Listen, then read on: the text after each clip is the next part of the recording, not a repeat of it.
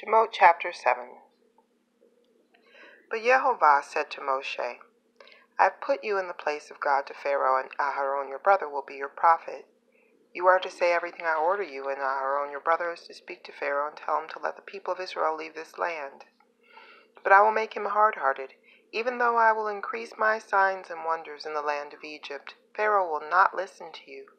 Then I will lay my hand on Egypt and bring my armies, my peoples, the sons of Israel, out of the land of Egypt with great acts of judgment.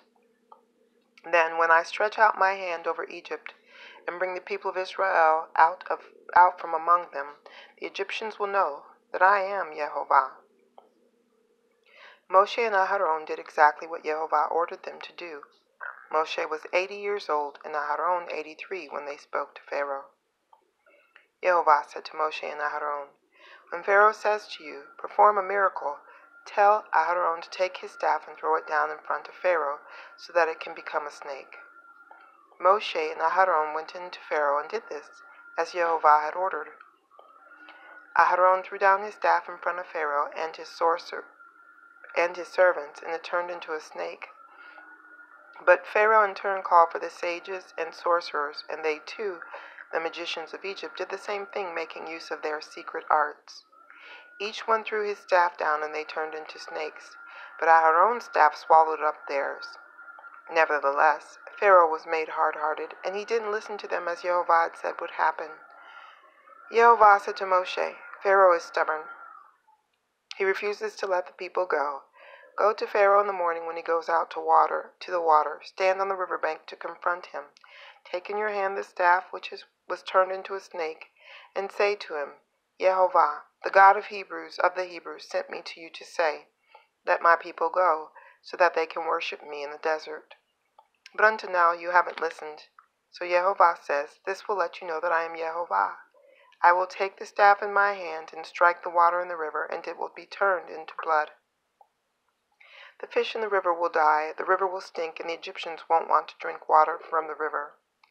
Yehovah said to Moshe, say to Aharon, take your staff, reach out your hand over the waters of Egypt, over their rivers, canals, ponds, and all their reservoirs, so that they can turn into blood.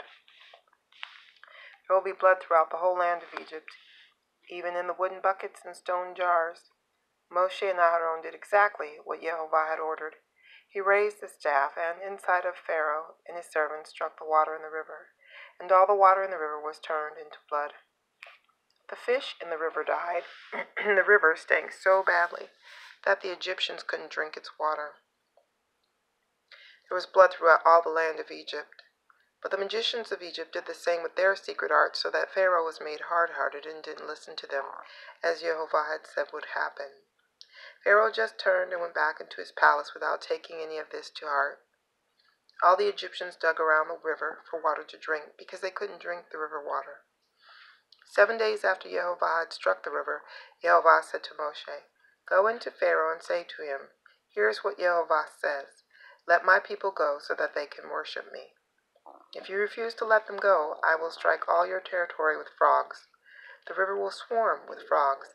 They will go up into your palace and go into your bedroom, and onto your bed.